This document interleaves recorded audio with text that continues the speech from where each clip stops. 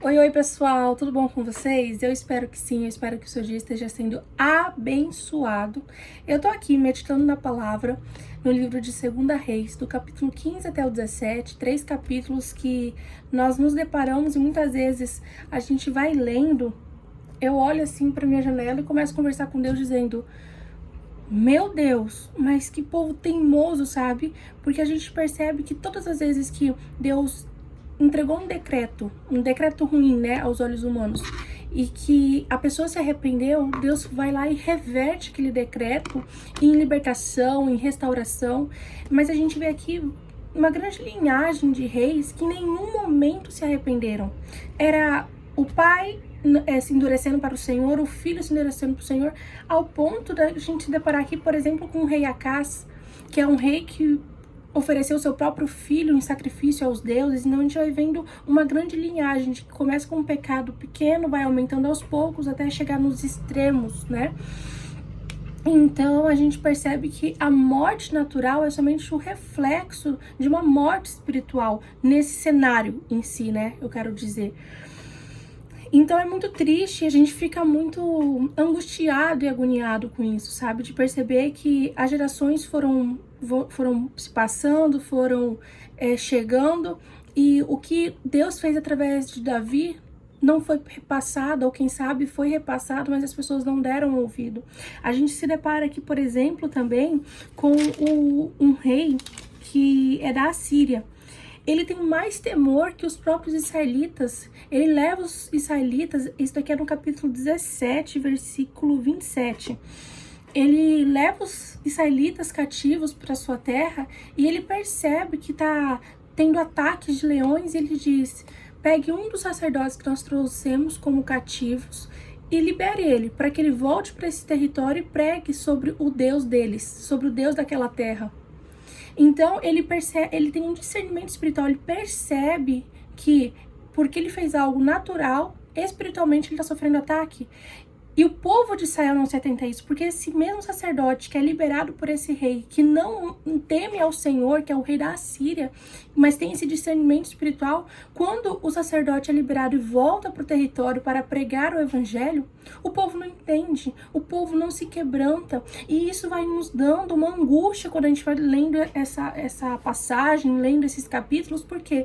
Porque a gente a todo momento vai lendo e vai dizendo: meu Deus, eles vão se arrepender agora. Não, agora chegou ao extremo, eles vão se arrepender. E não se arrependem. Mas muitas vezes a gente lê dessa forma angustiada, dizendo: se arrependem, mas nós não nos arrependemos. Nós não deixamos a mentira, nós não nos libertamos da masturbação, nós não deixamos de lado, nós não repelimos a inveja. Até quando nós teremos em nosso coração esses fardos carnais? Porque aqui a idolatria era escancarada em forma de ídolos, mas na nossa atualidade a idolatria muitas vezes é o excesso do que é bom. O autor Tim Keller fala isso, que o que é a idolatria se não o excesso de coisas boas? Sabe, a gente muitas vezes pega algo muito bom como uma ferramenta da internet, por exemplo, a gente pega algo muito bom como leitura, intelectualidade, e a gente começa a se tornar soberbo porque temos aquilo. Nós começamos a dar mais honra àquilo do que ao próprio Deus, aquele que nos deu a paz de espírito para que nós possamos usar a ferramenta da internet, para que nós possamos ler a palavra do Senhor ou qualquer outro livro. A gente começa a achar que é mérito nosso, e aí a gente vai se inclinando de uma forma idólatra às coisas terrenas. Mas o que é da terra é cobrado pela terra, o que é da terra fica na terra. E nós temos uma alma, nós temos um espírito. O nosso espírito precisa estar conectado a Deus para ir equilibrando e domando a nossa alma. Porque lá no final, quem será julgada será a nossa alma. E como está a minha alma? Como está a sua alma? Será que a nossa alma está tão endurecida para esse espírito que está querendo nos dizer: se arrependa, se comprometa com o Senhor? Será que o nosso espírito realmente está conectado a Deus, ou nós estamos tão distantes que nós nem temos mais um espírito conectado a Deus?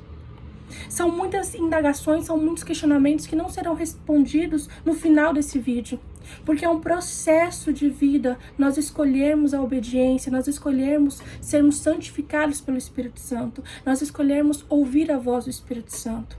Então, essa reflexão, essa angústia, essa indagação que eu trago para vocês, não é para ser respondido sobre métodos, mas é para que no processo de cada dia a gente possa refletir de que há um Deus no céu. E esse Deus que está no céu nos chama para o arrependimento genuíno. Isso é para mim também, principalmente para mim. Porque são tantas as vezes que nós temos um pecado doméstico, são tantas as vezes que a gente age como se, eu fiz acidentalmente, eu não pensei na hora. Mas são desculpas que não servirão para nos santificar e nos justificar naquele dia. Arrependemos-nos. Amém? Deus te abençoe.